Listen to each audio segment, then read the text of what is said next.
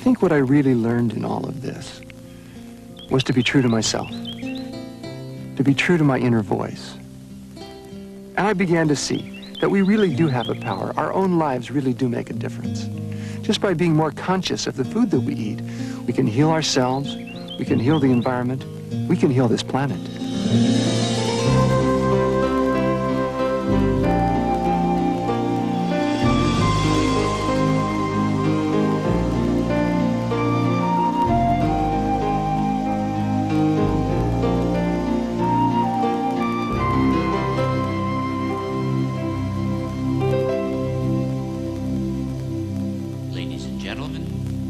John Robbins.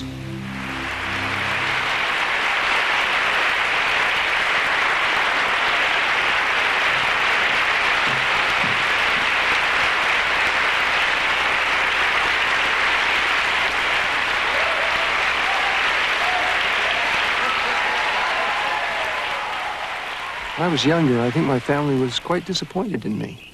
My father had built a very successful business, Baskin-Robbins, and he had groomed me to follow in his footsteps. But as I began to mature, my own conscience pulled me in a different direction. My father had accomplished the American dream. Yet I felt drawn to a deeper dream, a dream of a society at peace with its conscience, because it lived with respect for life, with reverence for life. And soon enough I left. And I walked away from the ice cream cone-shaped swimming pool in our backyard. And the whole lifestyle, and I told my family I did not want a trust fund, and I didn't want any access or reliance on the family fortune. I really wanted to follow my integrity, follow the call of my conscience, and just see what that would do. I had no idea, but being young and reckless and a little flippant, I felt like giving it a shot. And so I left the family's empire and moved to a little island off the coast of British Columbia with my wife, and we cleared land and we built a log cabin. We began to grow all of our own food. And we began to weave ourselves back into the web of life and trying to dig our roots down into the earth community and feel what that would be like. And lived on about $600 a year for about 7 years. And it was a real pendulum swing, I'm sure you can tell. And my father and family, I mean, I can really understand his point, thinking I was crazy. He had worked so hard to attain a success and had done so, and here I was walking away from it. He couldn't understand. I didn't understand him real well either, I must admit. I was sick. Physically, I'd had a form of polio as a child that had left me for a time paralyzed from the waist down. I'd had some fairly substantial health problems when I was growing up, and this led me to be very, very interested in how I could regain my health. I explored and experimented with different diets, and I began to look at what most of us eat in this culture, and I began to wonder what impact that has on our health. Heart attacks, certain cancers, osteoporosis, diabetes. The major diseases of our society may be caused in part by what we eat. One of the physicians who helped me to understand why is Dr. Michael Clapper. I first woke up, so to speak, when I was working on the anesthesia service, learning how to put people to sleep. And I was seeing my patients for the next day's surgery for coronary artery bypass surgery in order to bypass clogged arteries in their heart. Because it was late at night, I drew the man's blood test, and when I took the blood to the laboratory and had it processed, I couldn't believe my eyes. Now, normally, this liquid layer floating on top of the blood clot is quite transparent. It's a yellow, but quite clear. You can see right through it. The blood in this patient's tube, however, was anything but clear. The serum floating on his clot was thick and greasy white. It looked like glue. In fact, it stuck to the sides of the blood tube when I shook the tube. I went back to the patient. I said, Mr. Phillips, did you eat before you came to the hospital tonight? He said, yes. I said, what did you have? He said, I had a cheeseburger and a milkshake. And when he said that, I realized that what I was looking at in his tube was all the fat in the beef burger, all the butter fat in the cheese, and the butter fat in the ice cream and in the milkshake. And all this fat had oozed out into his blood and actually turned his blood fatty. Well, 30, 40, 50 years of keeping your blood very fatty creates changes in the blood vessels that are very dangerous. Over the years, arteries can become clogged with fatty material. Then a blood clot can form, blocking the blood flow completely. If the artery leads to the heart, the lack of oxygen can cause heart muscle to die. That's a heart attack. If the clogged artery leads to the brain, the patient has a stroke. The next morning, we took Mr. Phillips to the operating room, and I put him to sleep, and the surgeon opened up his chest. And from these arteries, he began pulling out yellow, greasy deposits of fatty material called atherosclerosis.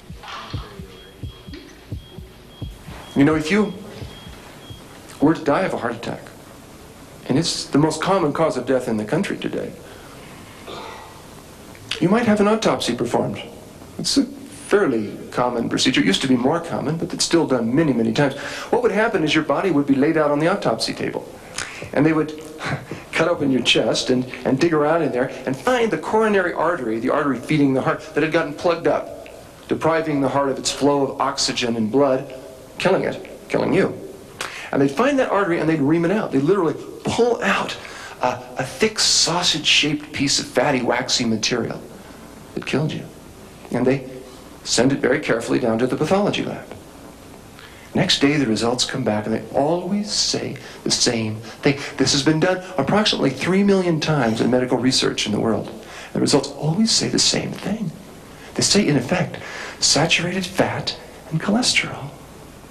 Now, never once have they come back and said broccoli and tofu.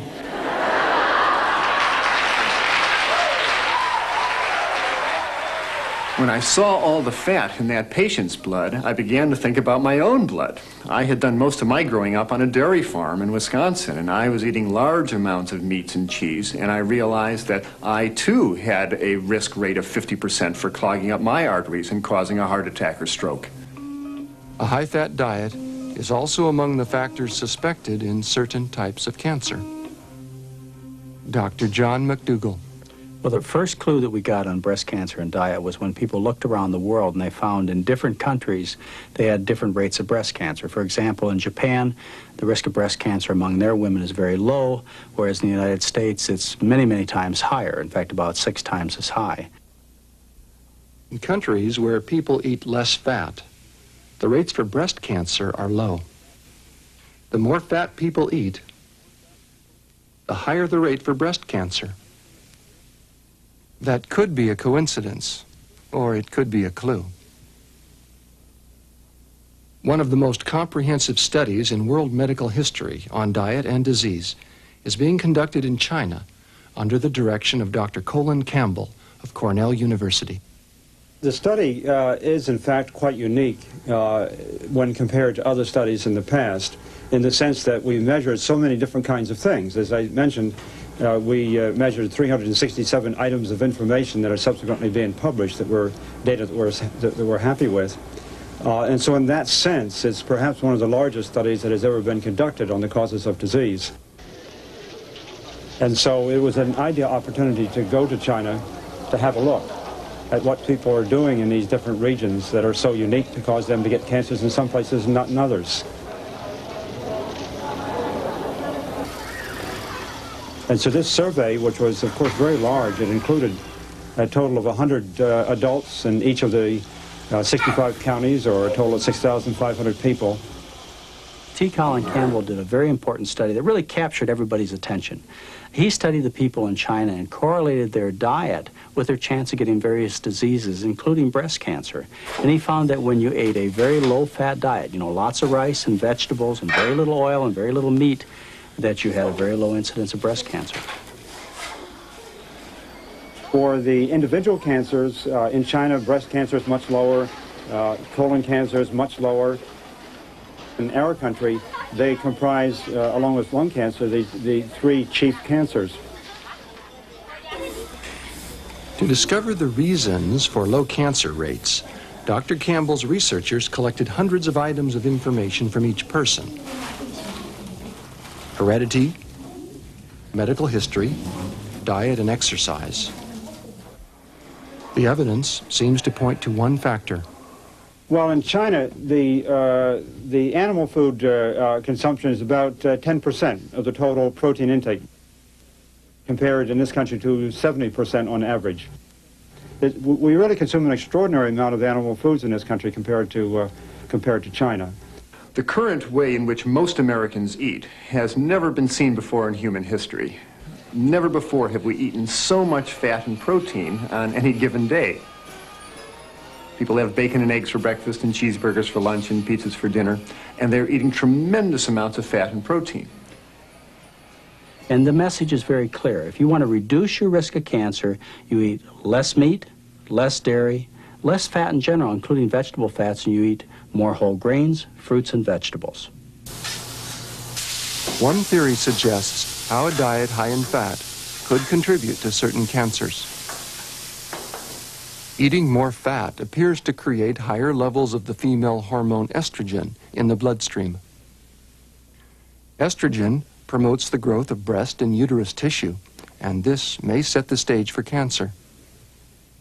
In men, eating more fat may produce higher levels of the male hormone testosterone, possibly setting the stage for cancer of the prostate gland. I think this new information, at least from my perspective, suggests that what we really ought to be doing is consuming less of all animal foods and trying to make up as much of our diet in form of plant foods as possible. No one has to become vegetarian to reduce their risk of cancer, but every time one substitutes spaghetti for steak, they're taking a major step towards reducing the possibility of developing that disease.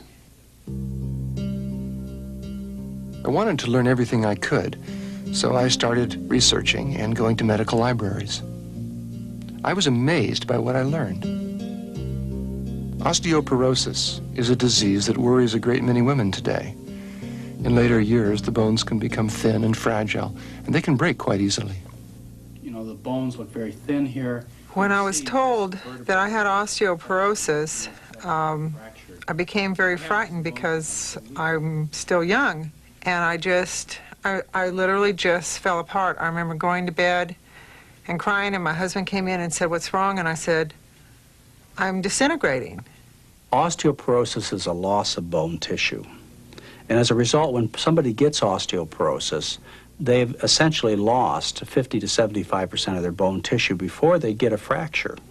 And then what happens is they cough or sneeze and they break a rib, or they ride over a bumpy road and they break a backbone. When you look around the world and you see where osteoporosis is common and rare, you're struck by the fact that it's common where people seem to eat the best. In the sense when you consume lots of dairy products, like in countries such as the United States, England, Finland, Sweden, you have the highest rates of osteoporosis.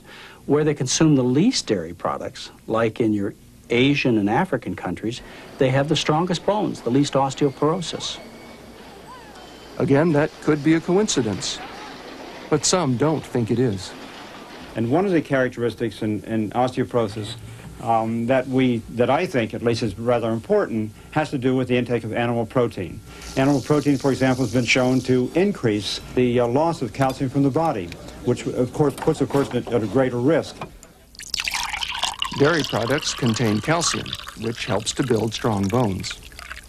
But they also contain concentrated protein, and some suspect that depletes the body of calcium. Dr. Clapper explained the theory. When one eats a piece of concentrated protein, for the next 3 or 4 hours, more calcium than usual can be lost out of the body through the urine. And when the body loses this mineral, it replaces it by drawing calcium out of the bones. So a high-protein diet, along with smoking and lack of exercise and other factors, may contribute to bones that are thin and fracture easily.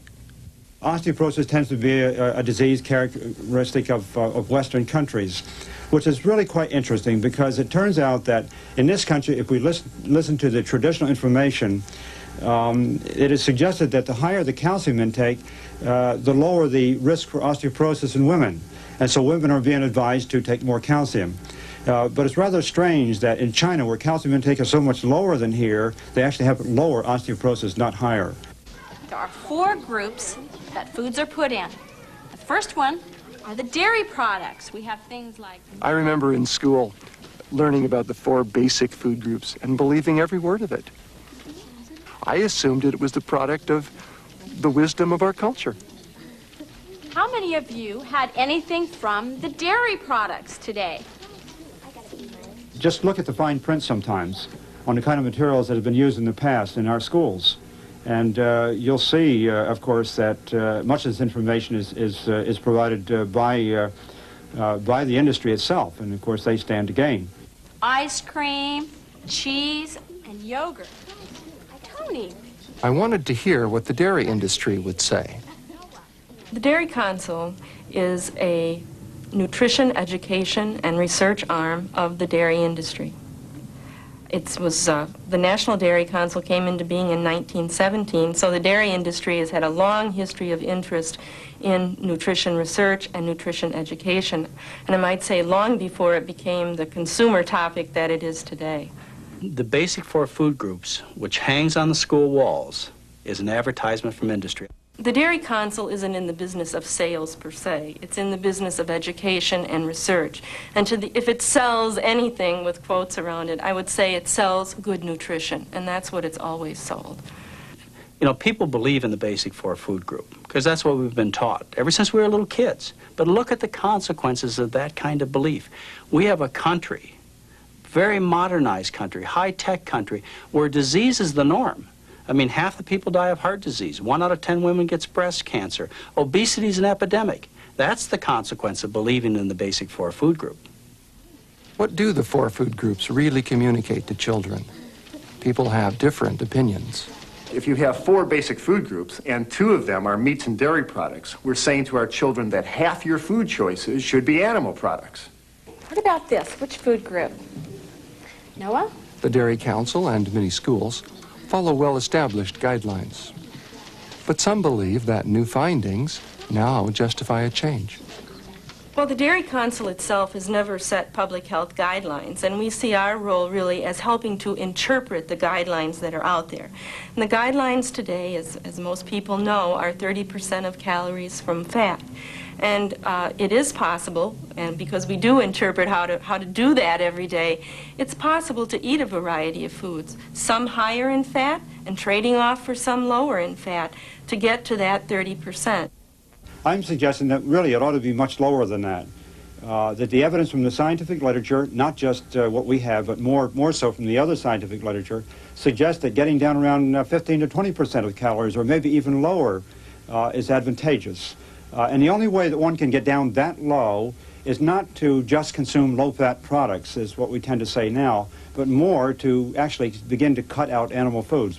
In the future, that's the kind of information that we're going to hear more about. What should we be teaching our children? What sort of diet does promote health? Around the world, when people are trim and healthy, they suffer from various diseases that we don't have. For example, they have malaria and cholera and so on, but they don't suffer from the heart disease and the breast cancer and the obesity that we have. And the reason is very simple. They center their diet around starch. Absolutely essential that people understand this. This is not a diet of salads and broccoli and cauliflower that we're talking about. We're talking about a diet of rice and potatoes and other types of grains and vegetables, starchy vegetables, with the addition of fruits and vegetables on the side.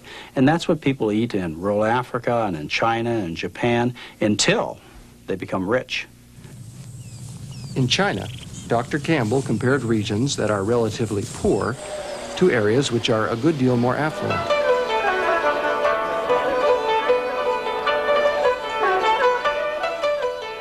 You might expect the people with a higher standard of living to have better health. Instead, they have more of certain cancers, heart disease, and diabetes. Some believe the crucial difference is this: affluent people eat more animal products. Animal foods have certain characteristics that would argue raises the risk for some of these diseases. In contrast, plant foods contain factors that actually prevent these diseases from occurring. A language that you can't forget and deny. This is 5 pounds of fat. This is what 5 pounds of fat weighs, and this is what 5 pounds of fat looks like. And in a few months, many of you may have 6 or 8 of these that you're leaving behind permanently, because you're not doing anything strange. You're just enjoying a lot of healthy, delicious foods. When patients suffering from heart disease, diabetes, and cancer come to Dr. John McDougall, he gives them a very different prescription. He teaches them a new way to eat. There are some very simple concepts in nutrition.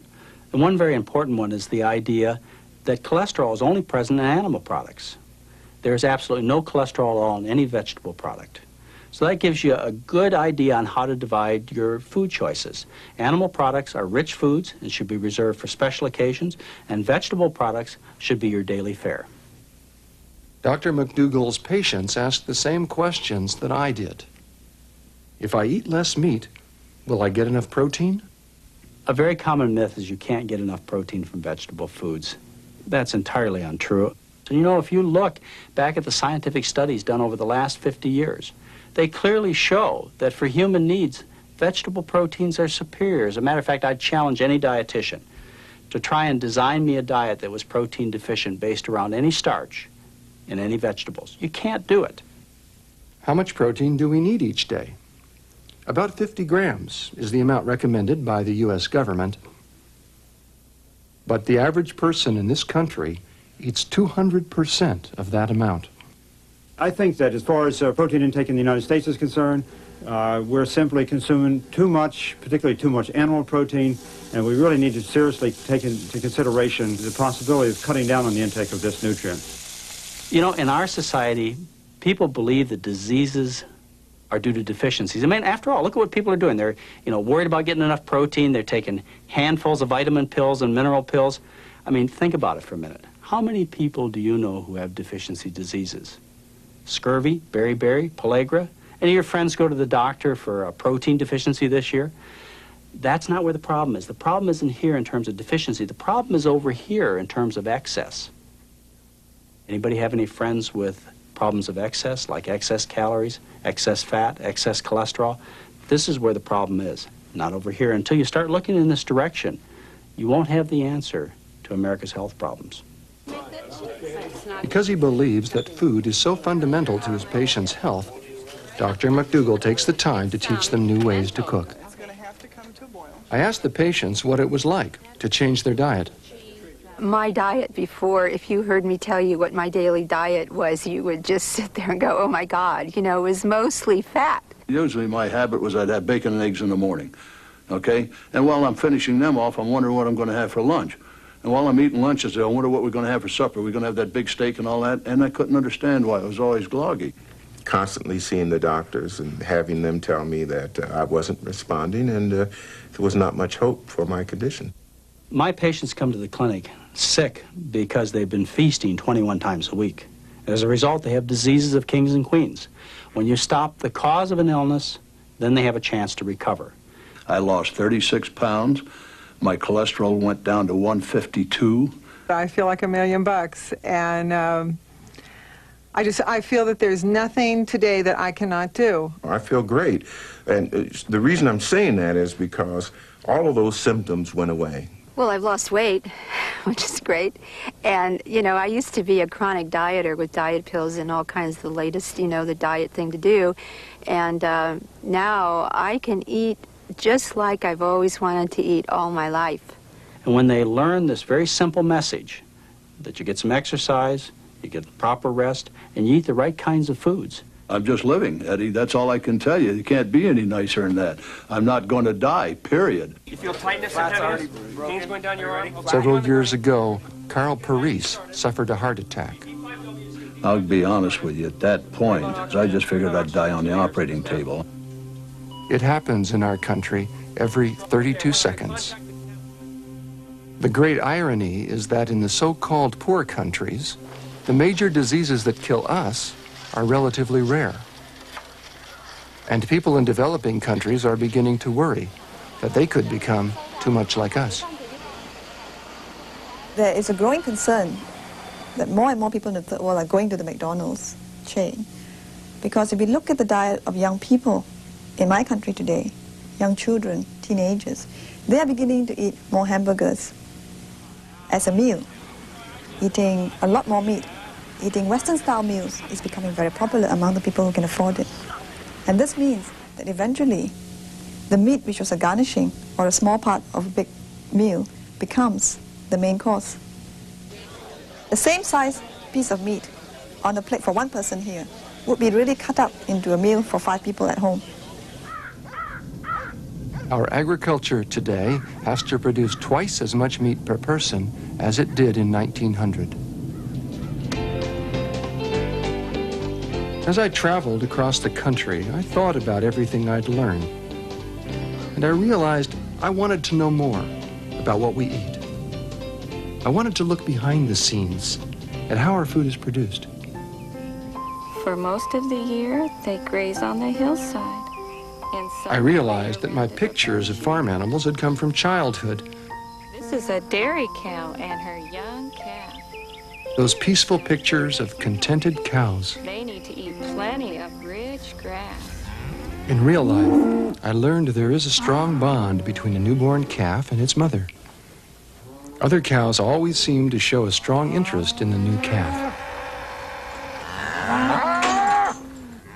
But it's a good, healthy baby bull. Dairyman John Schoneveld was proud to show me the newest addition to his herd. Unfortunately, it's a bull. If it was a heifer, I would keep it. Will he be allowed to nurse, or will he be taken Oh, away? yes. Oh, yes, he will be allowed to nurse. He will stay with his mother tonight, and then tomorrow morning he will be picked up by a broker, which takes him to a place where they raise him. Are they raised, some of them for veal? Some of them Yes, raised some for are veal? raised for veal. If a calf born at a dairy is a male, he will often be taken from his mother within a day. Some will be chained at the neck and will live in a cramped space for the remainder of their short lives. It is the ultimate. There is none finer. It's tender, delicious, succulent. You can almost cut it with your fork. Here is an incredibly popular dish in the finer restaurants. It's called ossobuco. It's the veal shank. They raise the animal in a very special way so that you can have this incredible delicacy. If an animal is seldom allowed to move, its muscles remain weak and soft. The muscles of the animal are tender, very pasty. Notice the pale white color, the milky fat. We pay extra for it. We pay a premium price for it because we're taught to believe that lighter meats are healthier. Pigs have always been a favorite animal of mine. They're playful, sensitive, and affectionate.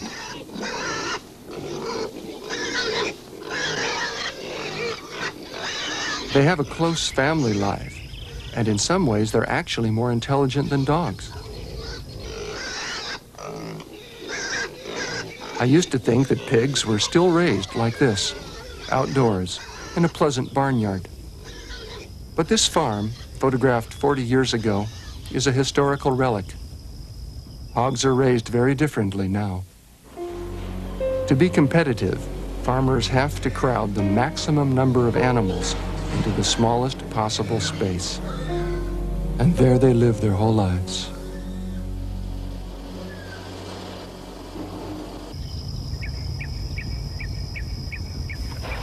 Pigs have strong natural instincts, rooting, nest building, caring for their young. But in confinement, these strong drives are blocked.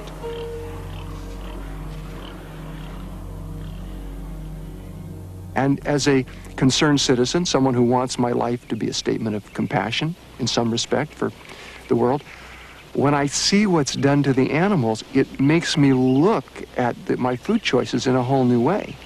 I have to question, is this what I want my contribution to the world to involve?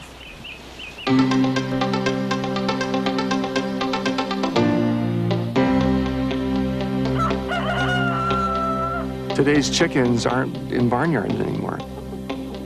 They aren't scratching around on the earth and pecking away and looking up at the sun and doing the things that chickens have done for millions of years.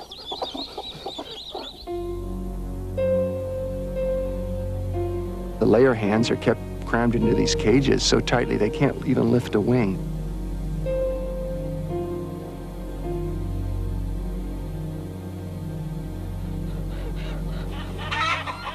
These are birds that have a strong territorial impulse. And so they have a pecking order normally, which they create by spatially orienting themselves. But they can't do that because they're crammed together so tightly. So the result is their instinct causes them to peck at each other constantly. Now, the industry responds to this by cutting off parts of their beaks. It's called debeaking. It's standard operating procedure in the industry today. And the only result of that is they continue to peck, but they can't kill each other in the process. The poultry industry is a good example where we may have a building that has 100 or 200,000 chickens that are very closely put together. Now, the people who raise the chickens are basically economic creatures.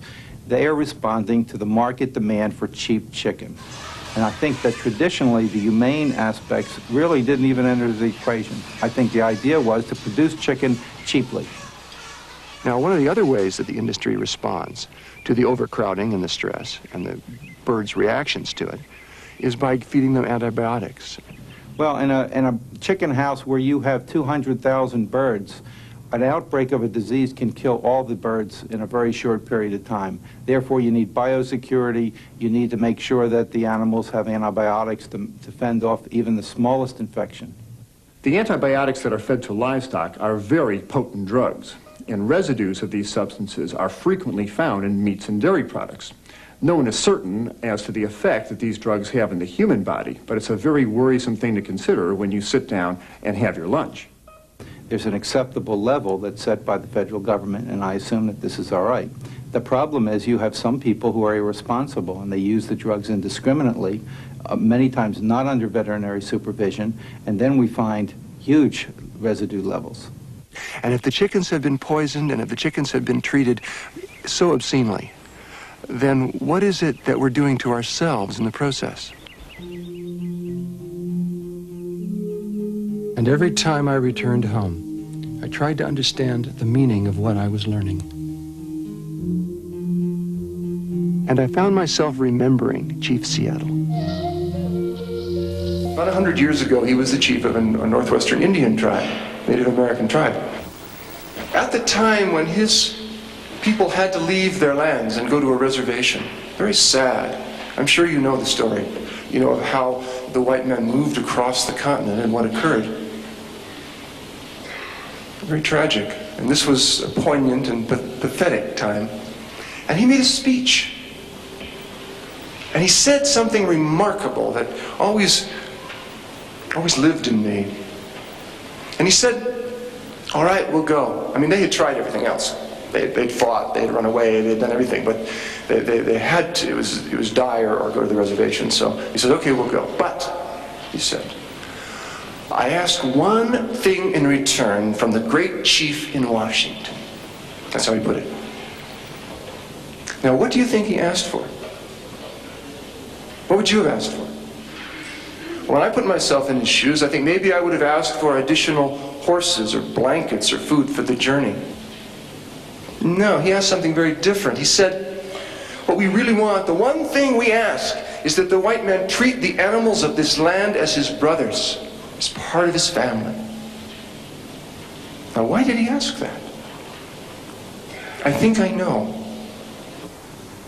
And I think he looked at us, he looked at the white man, and he saw our profound alienation, our separation from life, how disassociated we'd become. He saw the war taking place in our lives against nature, against the environment, against each other, against his people, against ourselves. Endlessly, repetitively, dangerously, disastrously. And he wanted to heal us. I think because for Chief Seattle and his people, to some extent anyway, life itself was sacred. And the sound of the birds singing in the trees were like a choir, and the forests were the cathedrals, and breathing was an act of prayer.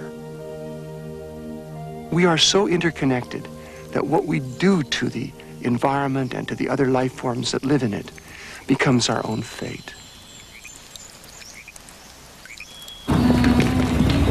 I remember how shocked I was the first time I saw a feedlot. It was a vivid experience of how the food that we choose profoundly affects the environment. When we think of cattle, most of us picture John Wayne and the open range where the cattle eat grass. As early as 6 or 8 months of age, thousands of cattle are brought together to be confined and fattened. A feedlot is an assembly line for producing meat. Feeding grains instead of grass produces meat with the fat and the marbling that Americans have come to prefer. The modern feedlot often produces something else. The total livestock population in the United States outweighs the human population by 4 times, and they produce an enormous amount of manure, 1.6 billion tons. This is the equivalent of about 6,000 pounds of manure per person in the United States coming directly from livestock. One of the things that's happened is that the waste that results from a feedlot, for example, of say 20,000 animals, can end up being as much waste as the whole city of Albuquerque. Unfortunately, the cattle don't pay for sewer hookups, so what happens is the waste goes into the ground or into the groundwater or into the surface streams, waste that can be destructive and harmful.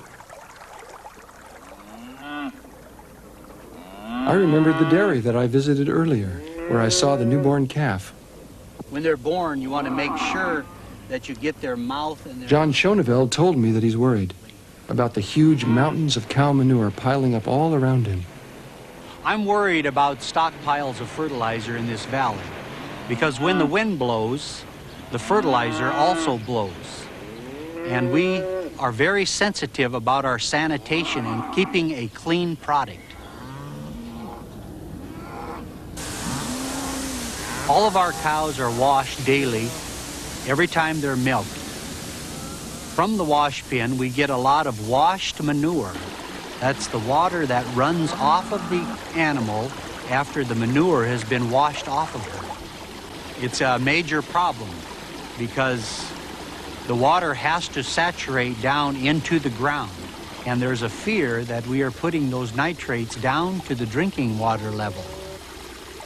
When a dairy is surrounded by farms, the manure may be useful to neighbors. But when cities grow up all around, the manure can become a menace.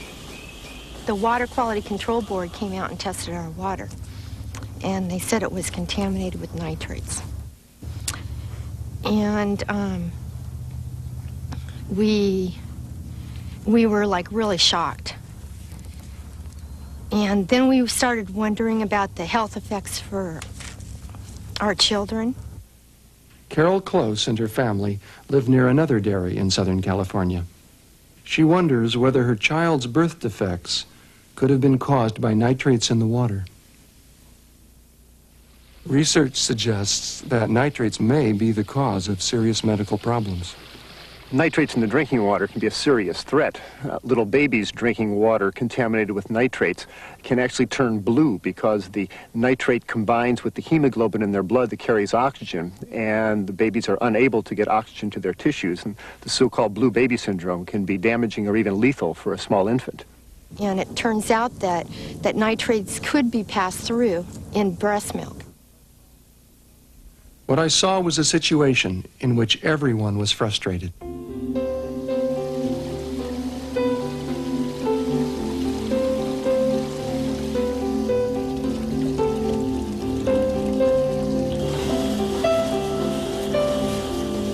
I wondered about if my children had experienced any loss of oxygen to their brain that could hurt their development, their mental development.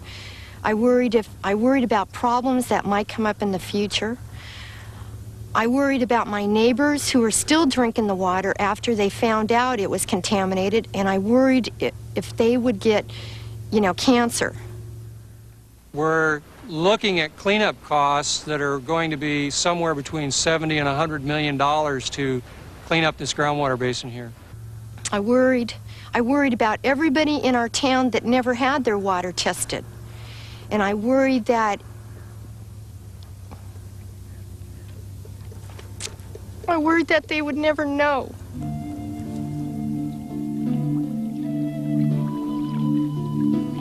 I was amazed to learn that not only by making wise food choices do I improve the quality of my own health, but also I improve the quality of our water. What we eat collectively has an incredible impact on our resources, particularly our water.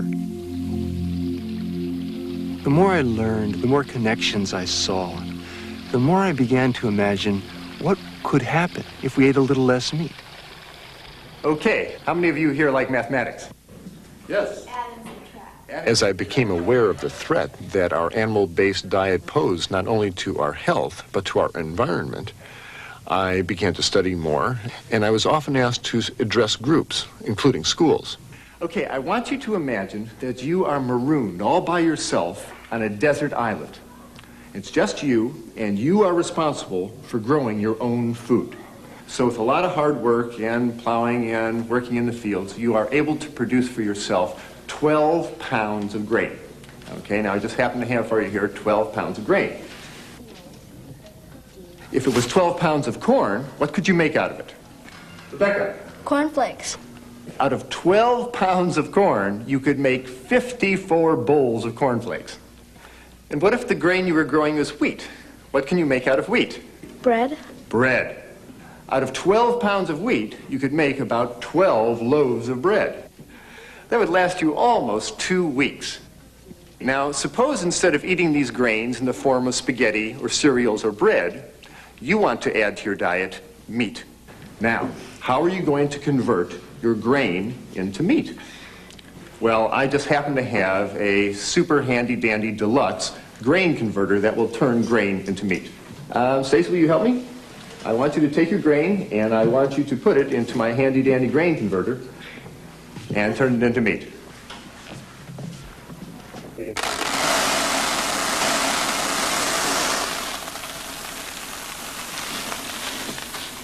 Okay, so we've put our 12 pounds of hard-earned grain into our super-duper handy-dandy grain converter here, and we're going to do a little magic here. So I want everybody to close your eyes while I turn the crank. I don't want anybody disturbing the energy field here. And we'll do our little magic grain conversion into meat. Now, open your eyes. Now we put 12 pounds of grain in here. How many pounds of ground beef do you think that we can get out of here? Yes? 12 pounds. 12 pounds. Yes? 10 pounds. Stacey, why don't you show everybody how much ground beef we got for our 12 pounds of hard-earned grain? 1 pound of ground beef. 12 pounds of grain will create a lot of breads and pastas and cereals and spaghetti.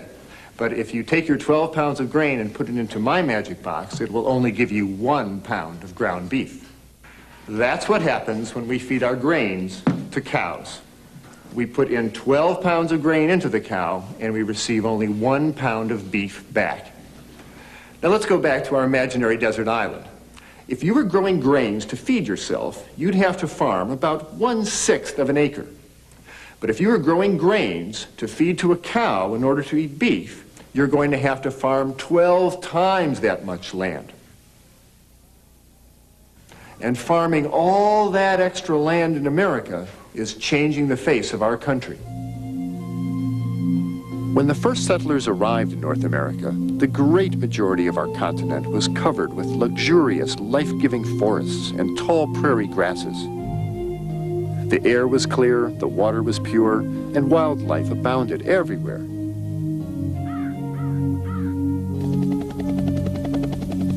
Today, when you fly over most of our country, you see most of our forests and prairies are gone. And they've been cleared not for asphalt and cities, but for grazing and cropland. Now you might say, well, we have to grow food to eat, but the reality is that most of the grain that we grow in this country is not eaten by people, we feed it to animals. 80% of the corn eaten in America is eaten by animals. And 90% of the soybean crops, 90% of the oats are fed to animals. If we grow vast extra amounts of grain to feed cattle, what effect does that have on the environment? Highly toxic pesticides, herbicides, and fungicides are standard in farming today, along with nitrate fertilizers. I asked farmers and people in agribusiness, why do we use so many chemicals? Chemicals and mainly fertilizer and pesticides have come into dominance in the last 50 years and have helped to increase the crop yields in this country tremendously. The flip side is that they've often been overused and misused, and this has caused severe environmental problems in places where we have agriculture. Well, farmers have sort of gotten into a way of farming that's been promoted in the last 30 years or so. Fertilizers were cheap then, and they were promoted by the university researchers as the most efficient way to produce food. Well, I think it's not that the farmer particularly wants to do the wrong thing. These guys don't stay up all night trying to figure out how to pollute the environment. But they were taught a certain type of agricultural practice that they used, and now we're finding that some of that was wrong. Chemicals from agriculture often find their way into our lakes and waterways. Nitrates from fertilizer and manure can cause the algae to grow out of all proportion, smothering the other forms of life by using up precious oxygen. The result can be a disaster for every form of life that depends upon this ecosystem. Corn is one of those major grains that is utilized in livestock production, and this is where the largest amount of insecticide, the largest amount of herbicides, and the largest amount of fertilizers are used in the nation. In rural America, half of all the water wells are now contaminated by nitrates and other chemicals from agriculture, according to the Environmental Protection Agency. If a pregnant woman drinks this water, some researchers believe her fetus will be at higher risk for birth defects. The more I learned and the more connections that I saw, the more a vision began to take hold in me. I began to see what a diet for a new America would bring to us. We'd have cleaner water. We'd have less toxic chemicals building up in the food chains, less agrochemicals in the food that we eat. We'd have healthier bodies. We'd have a healthier world. What I didn't know was that there was still another example of how things are connected. Another lesson I was about to learn. Some of the animals raised for beef are in the western half of the country, where the climate is often dry. Some of the grains and pasture crops they're fed are also grown in the west, in regions where rainfall is scarce and water is a precious resource. When I drive through parts of the west, I sometimes wonder how any crop can grow here. The answer is they don't, unless you find some way to bring them water. Irrigating crops in such dry places requires enormous amounts of water. Few city people are aware of how much water is used to irrigate cattle feed. If you'd seen California, you'd guess that most of the state's water is used in Los Angeles. 12 million people surrounded by lawns and swimming pools, irrigating a semi-desert. But irrigating pasture crops and alfalfa uses more water than all the people in Los Angeles combined. In fact, more than all the cities in the state taken together. It is estimated that so much water is used to irrigate all the croplands and pasture lands to provide feed for the animals that every 1,000-pound steer carcass that comes down the assembly line at the slaughterhouse has consumed enough fresh water to float a naval destroyer. We're subsidizing livestock by giving them cheap water. In a sense, we're actually paying the livestock industry with our own resources.